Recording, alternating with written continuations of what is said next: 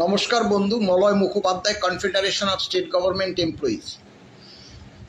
বন্ধু, আজকেও ভিডিওতে আসলাম কারণ সকাল থেকে রাত পর্যন্ত এখন একটা বার্তা কর্মচারী সমাজের কাছ থেকে শুনতে হচ্ছে, অবসরপ্রাপ্ত কর্মচারী সমাজের কাছ থেকে, যেটা হচ্ছে কলকাতার ব্যাংকগুলো এখনও কেন বকেয়া যে ডিএটা তাদের ব্যাংকে ক্রেডিট করছে না। স্বাভাবিক, আমরাও উদ্বিগ্ন। কেন? আমরা যে ডিপার্টমেন্টগুলোতে খোঁজ নিয়েছি বা পিএন অ্যাকাউন্টস, তারা সঠিক তথ্য আমাদের দিতে পারেনি। আজকে ছানবিন করলাম, রিলায়েবল সোর্সে যে খবর আমরা পেলাম সেখানে দেখুন যে এইচআরএমএসে যে হিসাবটা দিয়েছে সেই হিসেবটা ট্রেজারিগুলোকে পাঠিয়েছে। ট্রেজারিগুলো আপনারা জানেন যে ট্রেজারিগুলো গভর্নমেন্ট অফ ওয়েস্ট বেঙ্গলের কর্মচারী, তারা ভালো ছেলের মতো সেগুলোকে হিসেবও কষতে হয়নি, ফিনান্স ডিপার্টমেন্ট পুরোটা করে দিয়েছে। সেগুলোকে ক্লিক করে সে মতে বকেয়াটা ঢুকিয়ে দিয়েছে ব্যাংকে এবং অধিকাংশ কর্মচারী সমাজ তা পেয়ে গেছে। হিসাবে অনেক ভুল আছে, সেটা পরবর্তীকালে আমরা নিশ্চয়ই যাব। এই প্রসেসে ব্যাংকগুলোতেও পাঠিয়েছিল, কিন্তু ব্যাংকগুলো বেঁকে বসছে। ব্যাংকগুলো বলেছে যে ফিনান্স ডিপার্টমেন্ট একটা এইচআরএমএস এর হিসাব আমাদেরকে পাঠিয়ে দেবে আর আমরা সেগুলো করে কর্মচারী সমাজের বকেয়া দিয়ে দেব।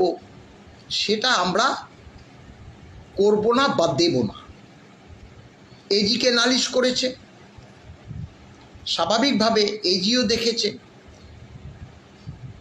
যে কোনো অর্ডার এই ব্যাপারে না এজিকে দিয়েছে না ব্যাংকগুলোকে দিয়েছে। অর্থাৎ অর্ডার ব্যতীত যে বকেয়া ডিএর ক্যালকুলেশন করে ব্যাংকগুলো দেবে না, পরিষ্কারভাবে রাজ্য সরকারকে জানিয়ে দিয়েছে। এই নিয়ে ভিতরের খবর হুলুস্থুলু। তার ফলস্বরূপ মিটিংও হয়েছে। সরকার অর্থাৎ ফিনান্স ডিপার্টমেন্ট, ব্যাংক এবং এজি, সরকার বলেছে যে ব্যাংকগুলোতে যে কর্মচারীদের হিসেবটা আছে সেই ডাটাটা তাদের কাছে পাঠিয়ে দিতে, তারা ক্যালকুলেশন করে অর্ডার করে ব্যাংকগুলোতে পাঠিয়ে দেবে। তারপরে ব্যাংকগুলো তা ডিসবার্সমেন্ট করবে। এটা রিলায়েবল সোর্সে আমরা জানতে পারলাম এবং এটা সঠিক। আপনারা তো নিশ্চয়ই বুঝতে পারেন যে একটা গভর্নমেন্ট অর্ডার যদি না হয় কিভাবে ক্যালকুলেশন হবে, কত শতাংশ ডিএ আমার কাছ থেকে আপনার কাছ থেকে জানবে ব্যাংকগুলো, আর ব্যাংকগুলো দিয়ে দেবে।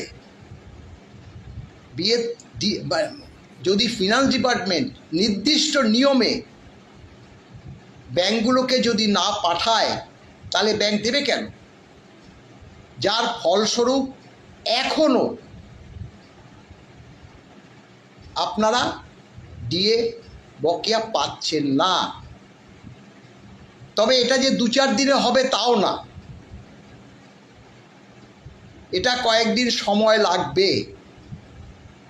যদি যুদ্ধকালীন তৎপরতায় করে সরকার, তাও হয়তো আজকে বুধবার, বৃহস্পতি, শুক্র, শনি, রবিবার বা সামনের সপ্তাহ চলে যেতে পারে। সেই ডেটটা আমি একদম সঠিক বলতে পারবো না। তবে ব্যাংকগুলো তো সরকারের তাবেদারি করার জন্য বসে থাকে না। ব্যাংকগুলো করে নিয়ম ভিত্তিক তাদের কাছে অর্ডার না দিলে এবং ক্লাসিফিকেশন করে দিতে হবে 1/4/8 থেকে একদম ওই 31শে ডিসেম্বর 19 পর্যন্ত, এবং তার মধ্যে যে পিরিয়ডটা পড়বে, যেই পিরিয়ডটা দিচ্ছে সেটা বলে দিতে হবে যে 16 থেকে 19 পর্যন্ত এই পদ্ধতিতে ক্যালকুলেশন করে তাহার পরে ক্রেডিট করে কলকাতার যে ব্যাংকগুলো থেকে যারা পেনশন পায় সেই পেনশনের বকেয়াও এই মাফ করবে, সেই যে ডিএর রূপা 9-এর যে ডিএর বকেয়া সেটা ক্রেডিট হবে। এই হচ্ছে মূল কথা। সেক্ষেত্রে এই যে সরকার যে চক্রান্ত পরপর করে যাচ্ছে সেটা তো আমরা দেখছি, কিন্তু স্বাভাবিকভাবে এটা তো আমাদের কিছু করণীয় নেই। আজকে আমি একটা দেখবেন, আমি বেরিয়েছিলাম, ট্রেনে বসতে বসতেই আমার কাছে খবর আসলো যে আবার একটা MA অ্যাপ্লিকেশন করেছে। তবে MA অ্যাপ্লিকেশনের যে কপিটা এখনও আমাদের ডিসবার্স করেনি। করলে কি বিষয়ে সেটা করেছে তা কিছু কিছু অংশ অন্তত আপনাদেরকে আমরা জানিয়ে দেব। তৃতীয়ত যেটা বলছি, যে সরকার যে হিসেবটা দিয়েছে 50কে 25, 54কে 25, 57কে 25, এইভাবে যে ক্যালকুলেশনটা করা হয়েছে এবং ট্রেজারি বা ডিপার্টমেন্টগুলো যে বকেয়া দিয়ে কর্মচারী সমাজের কাছে তুলে দিয়েছে, সেটাও অনেকে বলছে সঠিক নয়। আমরা তাদেরকে বলবো, আজকে আমার প্রেসিডেন্টের সঙ্গেও আলোচনা হয়েছে, আমাদের সেক্রেটারিয়েট বডির সঙ্গেও আলোচনা হয়েছে, সেখানে বলা হয়েছে যে তারা জানি ট্রেজারি থেকে বকেয়া ডিএর যে শতাংশ হিসাবে পায়নি, সেখানে একটা অ্যাপ্লিকেশন করতে হবে। দ্বিতীয় হচ্ছে, যেই ডিপার্টমেন্ট থেকে তিনি অবসর নিয়েছে সেখানে একটা অ্যাপ্লিকেশন করবেন, এবং একদম অ্যাডিশনাল চিফ সেক্রেটারি ফিনান্স তাকেও অ্যাড্রেস করে আপনারা সেই একই কপি 3 জায়গায় 3টে করবেন। Additional chief secretary finance department, যার ডিপার্টমেন্ট, এবং তৃতীয় হচ্ছে ট্রেজারি করে একদম অথেন্টিকেশন অর্থাৎ রিসিভ করিয়ে রাখবেন। মেল করলে সেটাই রিসিট হিসাবে পরিগণিত হবে, বা স্পিড পোস্টে দিয়ে দিতে পারেন, কারণ এগুলো অদূর ভবিষ্যতে কাজে লাগবে। কারণ আমরা পুঙ্খানুপুঙ্খ হিসেবটাই কিন্তু এই রাজ্য সরকারের কাছ থেকে বুঝে নিতে চাই। আপনারা যদি আমাদের কাছে বলেন, আমরা এই বার্তা ছাড়া তো আর কিছু করতে পারবো না, আমাদের পক্ষে তো ধরুন আপনারা বললেন আমরা তো আপনার যে বকেয়াটা ঠিক মতো দিল কি দিল না অনেকেই বলছেন, সেই হিসেব, অনেকে আবার হিসেবও করে দিতে বলছেন। আপনারা একটু কাইন্ডলি বুঝবেন যে পরিশ্রম আমরা করছি, তারপরে যদি কেউ বলেন যে আমার এটা ক্যালকুলেশন করে দেখুন না ঠিক দিয়েছেন কি না, এটা আমাদের পক্ষে সত্যি সম্ভব না। এবং শেষে যেটা বলবো, আমরা বারবার বলেছি যে গ্র্যান্ট-ইন 8 কর্মচারীরা ডিএ পাবেই। আপনারা দেখেছেন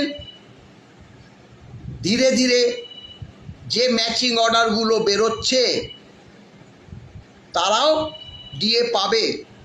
আমরা না, এই ব্যাপারে সরকারের সঙ্গে কোনো কন্ট্রোভার্সিতে যাইনি। আমরা করজোড়েই নিবেদন করেছি, আবেদন করেছি, সর্বোচ্চ মানে অর্থ দপ্তরের যে সর্বোচ্চ ব্যক্তি যথা অ্যাডিশনাল চিফ সেক্রেটারি ফিনান্স, যে খোদ রাজ্য সরকারি কর্মচারীরা ডিএটা পেয়ে গেল, এবার যাতে এই যে গ্র্যান্টিনেডের কর্মচারীরা অন্তত ভোটের আগে লামসাম ডিএর যে অংশ সেটা অন্তত পাক, এইটা করজোরেই অনুরোধ করেছি।